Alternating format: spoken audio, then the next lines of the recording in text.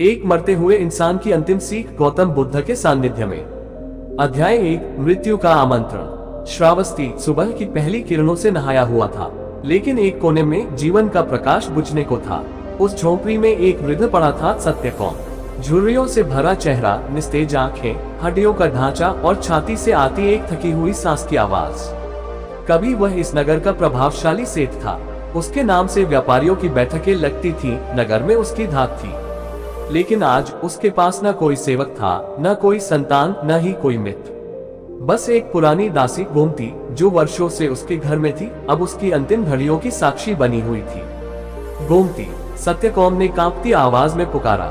हाँ मालिक, मैं यही हूँ। गोमती उसके सिरहाने बैठ गई। क्या तुम बुद्ध को बुला सकती हो? उसने धीरे से कहा, जैसे यह उसकी अंतिम इच्छा हो। गोमती चौंकी। बुद्ध? वे तो राजा के आमंत्रण पर जेतवन विहार में ठहरे हैं, वहाँ कौन जाने देगा। मैं जानता हूँ, पर यदि उन्होंने मेरा नाम सुना, शायद वे आ जाए। पर क्यों मालिक? आप तो कभी उनके पास नहीं गए, उनका उपहास किया, उनके शिष्यों को तिरस्कार से देखा। सत्यकौम की आंखों में पछतावे की हल्की लौ जली। हाँ, और शायद यही कारण है कि अब मुझे उनसे मिलना चाहिए। गोमती ने सिर हिलाया और झोपड़ी से बाहर निकल पड़ी। अध्याय 2 भूतकाल की परछाइयां। जब गोमती गई तो सत्यकौम की चेतना कहीं और जा पहुंची, अपने अतीत में। कभी वह युवा था, गर्व से भरा हुआ, सोने चांदी के व्यापार में कुशल। बुद्ध के समय के कुछ प्रमुख नगरों में उसकी दुकानें थीं। लेकिन उसका हृदय कठोर था, धर्म में कोई श्रद्धा नहीं, साधुओं से नफरत, और बुद्ध जैसे त्यागियों को वह मूर्ख समझता। जिनके पास कुछ नहीं, वे प्रवचन करते हैं कि त्याग कर दो सब कुछ, वह हंसा करता।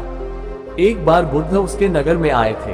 नगरवासियों ने स्वागत किया, किंतु सत्यकौम ने नगर द्वार पर लिखा था, साधुओं का प्रवेश वर्जित है। लेकिन बुद्ध मुस्कुराए और कहा, जहाँ द्वार बंद होते हैं, वहाँ हृदय भी बंद होते हैं। हम वहीं चलते हैं जहाँ द्वार और हृदय दोनों खुले हों। उस दिन सत्यकौम ने और अधिक घृणा पाली थी उनके प्रति। अब जब मृत्यु सामने खड़ी थी, वही शब्द उसके कानों में गूंज रहे थे, जहाँ द्वार बंद होते हैं। अध्याय 3 बुद्ध का आगमन। गोमती दौड़ती हुई जेतवन विहार पहुंची, जहां बुद्ध शांति से बैठे ध्यान कर रहे थे। वहां उपस्थित शिष्य आनंद ने उसे देखा और रोका। कहाँ जाना चाहती हो बहन? आनंद ने पूछा। भगवान से मिलना है। मेरे स्वामी मृत्यु के द्वार पर है, वे उनसे मिलना चाहते हैं। आनंद आश्चर्य में पड़ गया। क्या वह वही सत्यकौम है जिन्होंने? हाँ, गोमती ने सिर झुकाया, पर अब वे बदलना चाहते हैं। आनंद बुद्ध के पास गया और सारी बात बताई। बुद्ध ने अपनी आंखें खोली और धीमे स्वर में कहा, कभी कभी एक क्षण की जागृति 100 वर्षों के अंधकार से भारी होती है।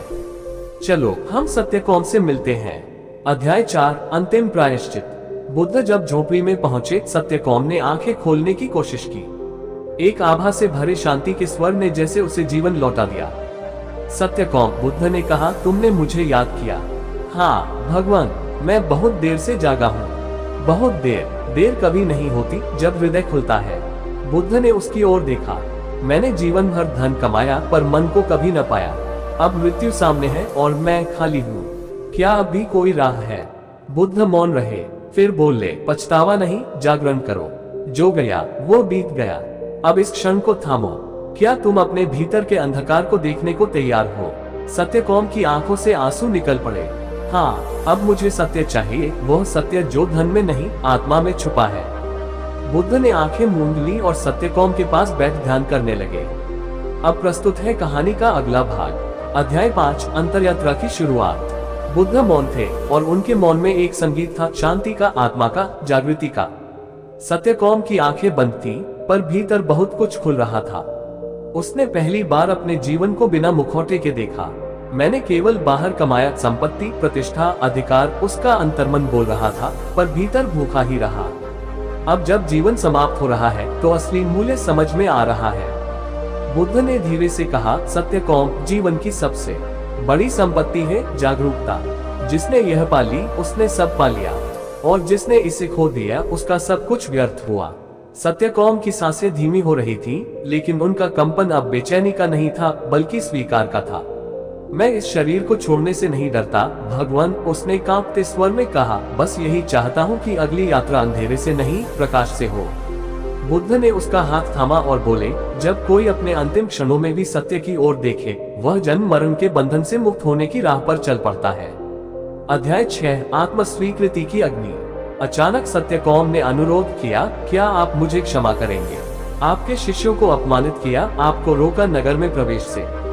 बुद्ध ने मुस्कुराकर कहा, क्षमा वहां दी जाती है जहां अपराध होता है, लेकिन तुमने तो सिर्फ अज्ञान के वश में आकर कर्म किए, और अज्ञान पर क्रोध नहीं करुणा होती है। तो क्या मैं मुक्ति पा सकता हूँ? सत्यकौम की आंखों में आशा की लौ थी। बुद्ध ने उत्तर दिया, मुक्ति तब मिलती है जब व्यक्ति अपने भीतर के पाप को देखता है, उसे स्वीकारता है और फिर उसे त्याग देता है। स्वीकारना, सत्यकौम ने दोहराया। हाँ, अपने उस मैं को स्वीकारो जिसने गलतियां की, जिसने लोभ किया, जिसने प्रेम नहीं किया। और जब तुम उसे पूरी तरह देख पाओगे, वो स्वयं ही जल जाएगा जैसे अंधेरे में दीपक का प्रकाश। उस क्षण सत्यकौम के भीतर एक दिया जल उठा। अध्याय 7 अग्नि में तपता हृदय। उस रात सत्यकौम ने गोमती से कहा, मेरे गहनों को बेच देना और एक अन्न क्षेत्र बनवाना जहां हर भूखा खा सके, और मेरे नाम पर कुछ नहीं, सिर्फ इतना लिख देना, अज्ञानी का अन्न क्षेत्र जो अंत में जागा। गोमती की आंखें भर आई। बुद्ध मुस्कुराए। उन्होंने अपने शिष्य आनंद से कहा, देखो सत्य का स्पर्श कितना तेज होता है, जैसे पतझड़ में अचानक बसंत आ जाए। अध्याय 8 अंतिम सांस और प्रथम मुक्ति। अगली सुबह की पहली किरण के साथ सत्यकौम ने बुद्ध की ओर देखा। क्या आप मेरे साथ रहेंगे? मैं कभी किसी से जाता नहीं, बुद्ध ने शांत भाव से कहा, जो जाग गया मैं उसमें रहता हूँ। सत्यकौम ने एक गहरी सांस ली, जैसे जीवन को पूर्ण रूप से समेट रहा हो। फिर उसकी सांस थमी, लेकिन उसके चेहरे पर एक शांति थी, जैसे किसी साधु ने समाधि में प्रवेश किया हो। आनंद ने बुद्ध से पूछा, भगवान क्या वह मुक्त हुआ? बुद्ध बोले, जो मृत्यु के क्षण में भी अपने अंधकार को देख ले, उसे मैं जागृत मानता हूँ। सत्यकौम ने उस क्षण को पकड़ लिया था। उसकी यात्रा अब प्रकाश में है। अध्याय 9 शिक्षा का बीज। कुछ महीनों बाद जेतवन बिहार में एक युवक आया। मैं सत्यकौम का पुत्र हूँ, जिसे उन्होंने कभी स्वीकार नहीं किया, पर मैंने सुना है कि उनके अंत ने उन्हें महान बना दिया। क्या मैं आपके संग चल सकता हूँ भगवान? बुद्ध ने उसे देखा, तुम्हारे पिता ने जिस अग्नि में तपकर अंतिम ज्ञान पाया, यदि तुम भी उसी राह पर चलना चाहो तो द्वार खुले हैं। उस युवक ने संन्यास ले लिया और समय के साथ एक करुणामय भिक्षु बन गया। अंतिम अध्याय अमरता का वृतांत। श्रावस्ती में एक स्तंभ खड़ा हुआ, सत्यकौम का नहीं, पर उस आत्मा का जो अंत में जग गई। बुद्ध ने एक दिन कहा, सत्य क्या है? वह जो मृत्यु के क्षण में भी व्यक्ति को मुक्त कर दे। सत्यकौम की कथा उस दिन से बुद्ध के शिष्यों द्वारा सुनाई जाने लगी, ये बताने के लिए कि कभी देर नहीं होती अगर अंत भी शुरुआत बन जाए। ये थी एक मरते हुए इंसान की अंतिम सीख, गौतम बुद्ध की करुणा, सत्य की खोज और अंत की चेतना पर आधारित एक आत्मिक कथा। अध्याय 11 मौन की भाषा। सत्यकौम की मृत्यु के बाद झोपड़ी में मौन छा गया। बुद्ध थोड़ी देर वहां बैठे रहे। उनके नेत्र बंद थे और हृदय उस आत्मा की यात्रा में सहयात्री हो चला था। शिष्य आनंद ने धीरे से पूछा, भगवान, एक व्यापारी जिसे आपने कभी प्रवचन तक नहीं दिया, वह इतनी गहराई से बदल गया, ऐसा कैसे? बुद्ध ने नेत्र खोले और बोले, आनंद, बोलना उतना जरूरी नहीं जितना सुनना। सत्यकौम ने जीवन भर बहुत कुछ सुना, पर अंत में उसने पहली बार अपने भीतर सुना। बस वही क्षण मुक्ति का बीज था। पर भगवान, इतने वर्षों की अज्ञानता, क्या एक पल उसका प्रायश्चित कर सकता है? बुद्ध ने मुस्कुराकर कहा, जब घड़ा उल्टा हो तब उसमें एक बूंद भी नहीं ठहरती, पर जैसे ही वह सीधा होता है, बूंद बूंद भरता जाता है। सत्यकौम ने अंत में अपना घड़ा सीधा कर लिया। अध्याय 12 गोमती की जिज्ञासा। सत्यकौम की पुरानी दासी गोमती, जो वर्षों से सेवा कर रही थी, अब एक नई बेचैनी से भर गई थी। उसने बुद्ध से पूछा, भगवान, मैंने अपने जीवन के 40 वर्ष सेवा में बिताए, क्या ये भी मुक्ति का मार्ग है? बुद्ध ने उत्तर दिया, सेवा जब कृपा से होती है तब कर्म का बंधन नहीं बनती, वो पुण्य बनती है। पर जब सेवा कठोर कर्तव्य बन जाए तब वह बंधन बन सकती है। गोमती ने विनम्रता से कहा, तो अब मैं क्या करूं? बुद्ध ने कहा, सेवा को साधना बना लो, एक दिन उपासिका बन जाओ, और जो सत्यकौम में जागा उसे अपने भीतर भी जगाओ, क्योंकि दूसरों का अंत कभी कभी हमारा प्रारंभ बनता है। अध्याय 13 स्तूप के नीचे की मिट्टी। सत्यकौम की स्मृति में एक छोटा सा स्तूप बनाया गया। वहाँ कोई मूर्ति नहीं थी, कोई नाम नहीं लिखा था, सिर्फ एक पंक्ति उकेरी गई, जिन्होंने जीवन में कुछ न समझा पर मृत्यु में सत्य को पाया। लोग आते, बैठते और मौन में उस स्तूप को निहारते। धीरे धीरे वहाँ एक ध्यान केंद्र बन गया जहाँ जीवन के अंतिम प्रश्नों पर चर्चा होती। एक वृद्ध ने पूछा, क्या ये स्तूप किसी प्रसिद्ध भिक्षु का है? एक युवा भिक्षु ने उत्तर दिया, नहीं, यह एक सांसारिक व्यक्ति का है जिसने अंत में खुद को पाया। वृद्ध मुस्कुराया, तो ये स्तूप हम सबका है। अध्याय 14, बुद्ध की अंतिम टिप्पणी। बुद्ध ने एक दिन अपने शिष्यों से कहा, तुम लोग कहते हो सत्य कौम ने अंत में सत्य पाया। मैं कहता हूँ वो तो सदा उसके भीतर तक बस परतें हट गई। इसीलिए तुम कभी किसी को तुच्छ मत समझो, क्योंकि जिसे तुम अंधकार समझते हो वह भीतर एक दीपक छिपाए बैठा हो सकता है। एक शिष्य ने पूछा, भगवान, क्या सभी को जीवन के अंत में यह अवसर मिलता है? बुद्ध बोले, मृत्यु हर किसी के पास आती है, पर सत्य उन्हीं के पास आता है जो मृत्यु से पहले जीने लगते हैं। अंतिम छाया, सम्यक दृष्टि की नींव। सत्य कौम की कथा अब एक दृष्टांत बन चुकी थी। बुद्ध के शिष्य जब गांव गांव जाते तो उसकी कथा कहते। ग्रेटर देन एक सेठ था जो सब कुछ जानता था सिवाय अपने आप के।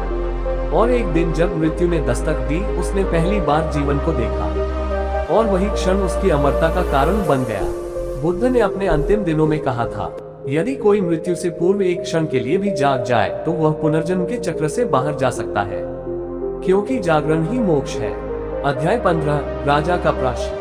कुछ समय बाद कौशल के राजा प्रसेनजित ने बुद्ध से मिलने का आग्रह किया। वे सत्यकौम की मृत्यु और उससे उत्पन्न चर्चा से चकित थे।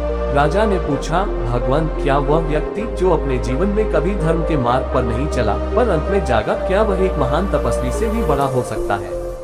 बुद्ध ने मुस्कुराकर उत्तर दिया, राजन, जो तीर लक्ष्य पर सीधे जाकर लगता है वह अच्छा है, पर जो हवा में भटकने के बाद भी लक्ष्य को भेद दे वह अद्भुत है। सत्यकौम ऐसा ही एक तीर था।